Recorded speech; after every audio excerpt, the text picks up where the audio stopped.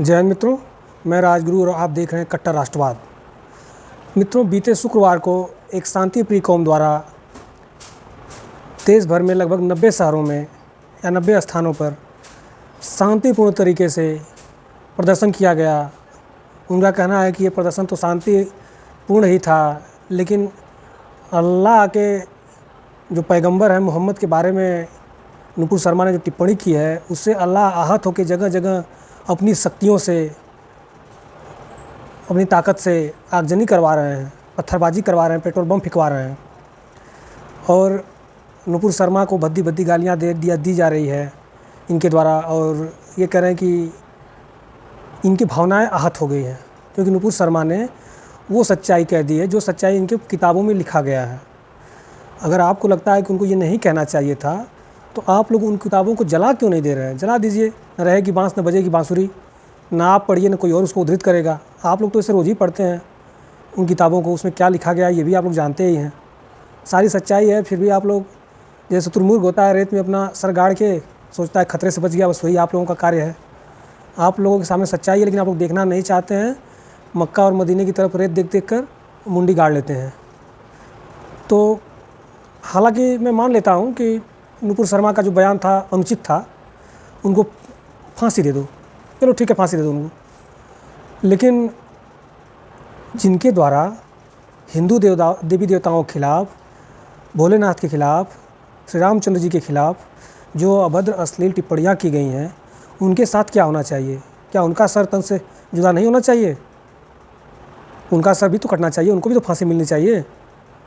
एक सपा के राज्यसभा सांसद थे, 2017 में उन्होंने राज्यसभा में बयान दे दिया कि विस्की में शंकर बसे रम में बसे श्री राम, और उनके ऊपर कोई कार्रवाई नहीं हुई। ना उनको फांसी दी गई, ना ही उनका सर तन से जुदा किया गया, ना इस पर हिंदू सड़कों पर आकर आगजनी, हिंसा, दंगा पथराव भी नहीं किए।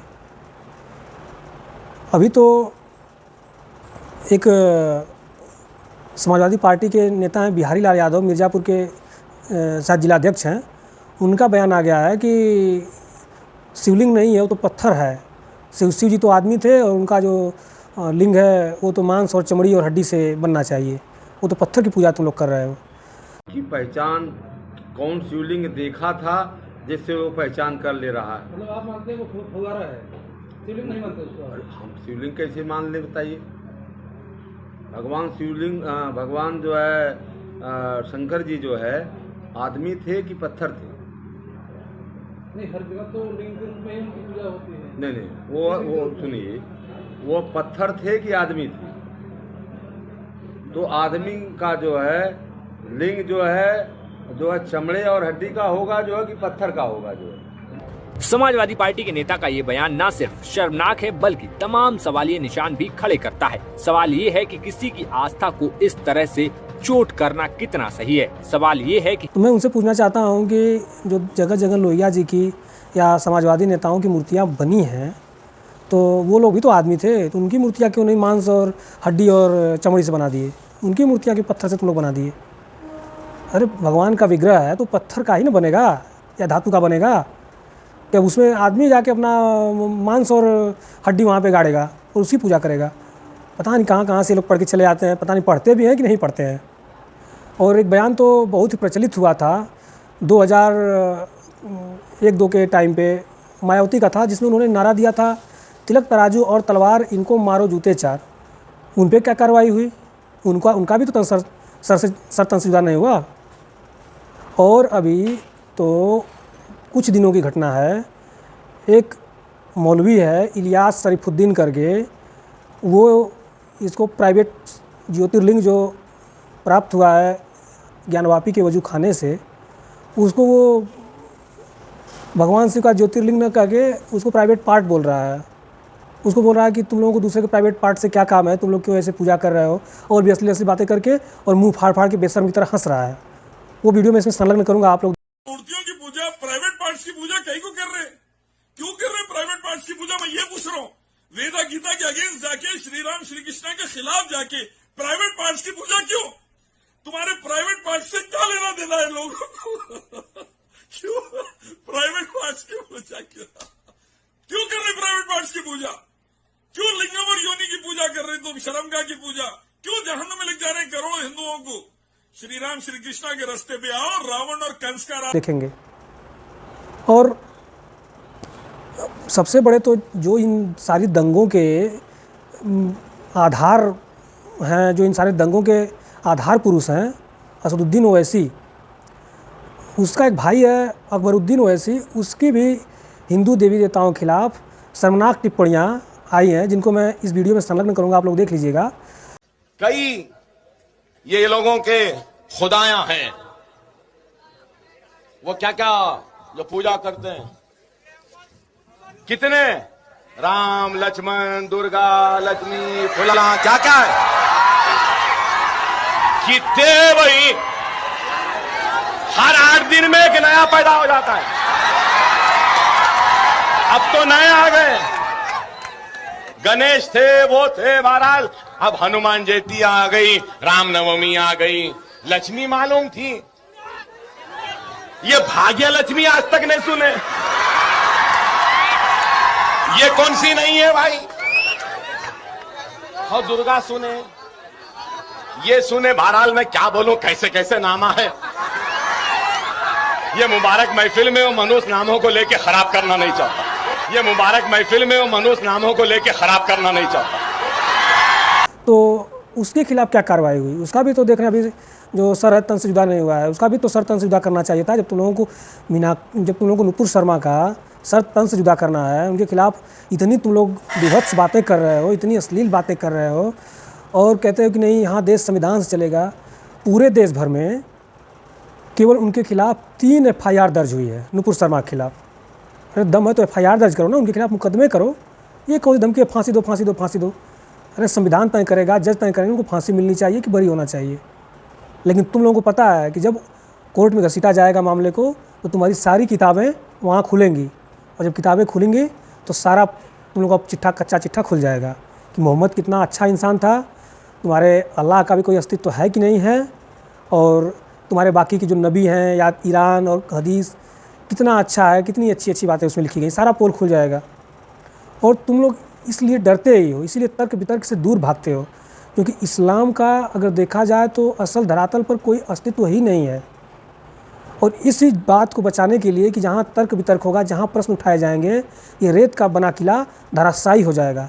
इसलिए इस पर इतने प्रतिबंध लगा दिए कि नहीं, हाँ नबी का कोई चित्र नहीं बना सकता, कोई जिक्र नहीं कर सकता, तुम्हारे रसूल का कोई जिक्र नहीं कर सकता, कोई तुम्हारे कुरान के बारे में नहीं कुछ बोल सकता, कोई सवाल नहीं उठा सकता। अरे भाई, जब ऐसे ऐसे उसमें कुकर में लिखे रहेंगे तो सवाल तो सब लोग उठाएंगे ही ना, और सवाल से तुम लोग कितना बच जाओगे, और वो भी भारत भूमि में।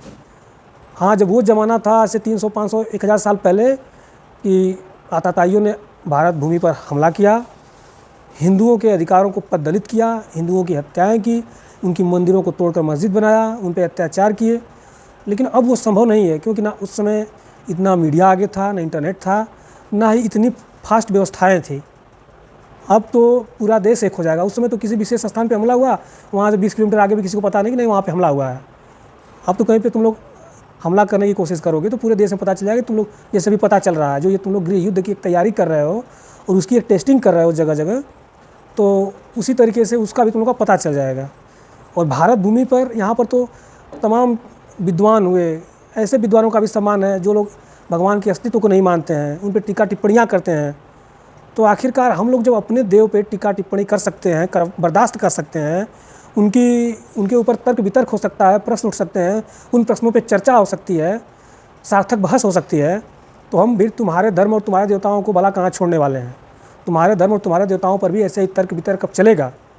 और ये जो कह रहे हैं कि नहीं, नुपुर शर्मा के बयान से हम लोग आहत हो गए हैं, अरे भाई, तुम लोग की भावनाएं बहुत आहत हो रही हैं। दूसरे का जान भी ले लेते हो तो उसकी कोई कदर नहीं है। तुम्हारे भावना की कितनी कीमत है, पूरे देश में आग लगा के रख दिए।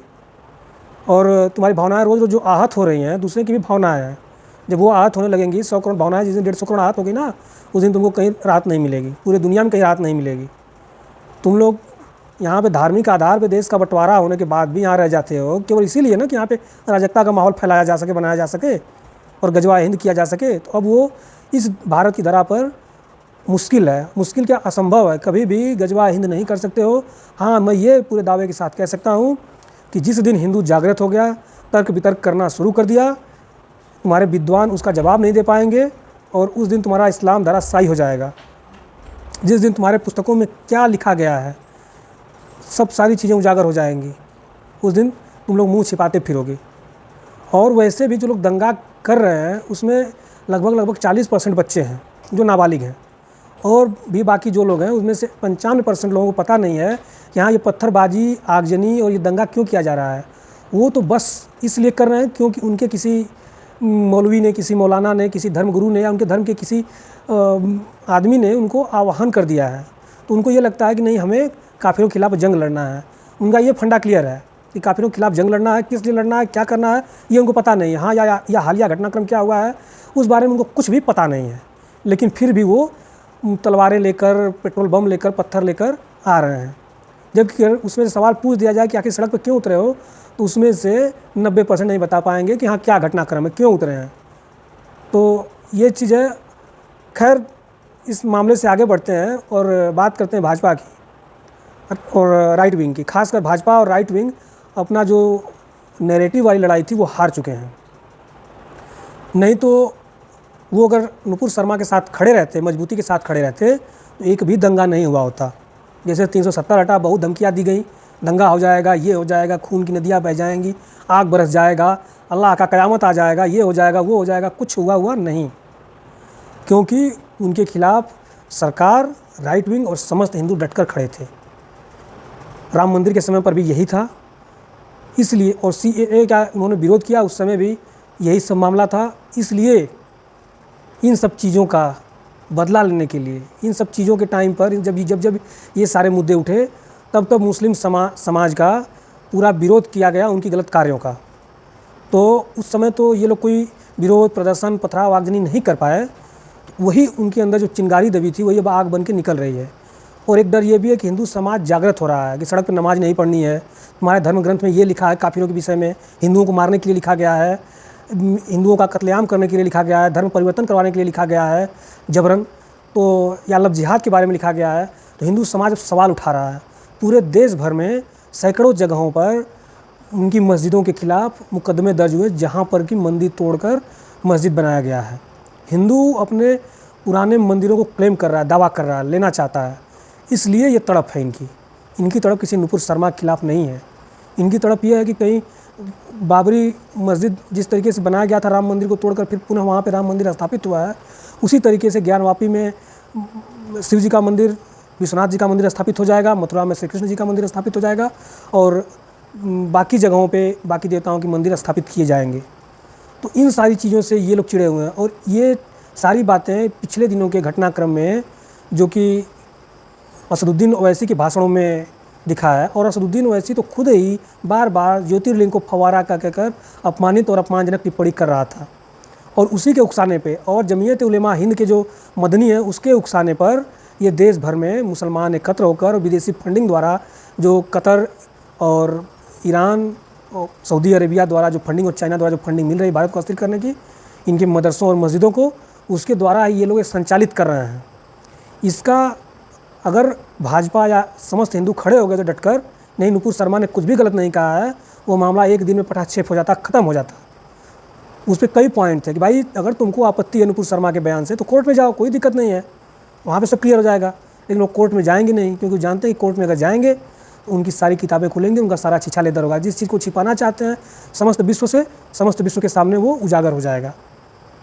और एक और मोर्चे पे भी भाजपा उनको घेर सकती थी कि महिला का इस तरीके से अपमान भारत में बर्दाश्त नहीं है, और किसी भी जगह पे सभ्य समाज में महिलाओं का अपमान इस तरीके से बर्दाश्त नहीं किया जाएगा। और जो लोग अपमान करने की और टिप्पणियां करने की कोशिश करेंगे, दंगे फैलाने की कोशिश करेंगे, उन पे कानूनी कार्रवाई की जाएगी, सख्त से सख्त। सारे चीज़ों का निष्कर्ष यह है कि जिहाद जो चीज़ है, जो जिहाद उनका जो एक फंडामेंटल इस्लामिस्ट फंडामेंटलिस्ट जो एक अवधारणा है जिहाद की, तो उसका औकात आप ये मान के चलिए ताश के पत्ते का जो घर बना होता है, बस वही है। जब तक आप डरेंगे, उनके खिलाफ नहीं खड़ा होंगे, नहीं एकजुट होंगे, नहीं आवाज़ उठाएंगे, वो बढ़ता जाएगा। जितना तुष्टीकरण करेंगे जिहाद उतना प्रबल होता जाएगा। तुष्टीकरण छोड़िए, उनके समक्ष डटकर खड़े हो जाइए, जिहाद पल भर में हवा की तरह छू हो जाएगा। कोई नहीं टिकने वाला है। 57 इस्लामिक मुल्क हो, या भारत के मुसलमान हो, या सैकड़ों इस्लामिक आतंकवादी संगठन हो, कोई भी खड़ा नहीं हो पाएगा अगर आप लोग एकजुट होकर जिहाद का विरोध करें। तो जब तक आप लोग विरोध नहीं करेंगे, आप पुष्टिकरण करेंगे, तब तक जिहाद पुष्पित पल्लवित होता रहेगा, आपको ऐसे ही डराता रहेगा, आपके घरों में आगजनी करता रहेगा। बहरहाल मैं आपको एक वीडियो देके जा रहा हूँ जो कुछ सुकून भरे पल आप लोगों को सुकून मिलेगा देख करके। इस तरीके से कानपुर में इलाज किया गया है एक दंगाई बंधु का और उनके पिछवाड़े को सेवा करके लाल कर दिया गया है। आप लोग वीडियो देखिए और आप लोगों की क्या राय है कृपया कमेंट ज़रूर कीजिएगा। ज़्यादा से ज़्यादा लोगों तक वीडियो पहुंचाने के लिए कृपया लाइक, शेयर और सब्सक्राइब कीजिए। जय हिंद, जय श्री राम।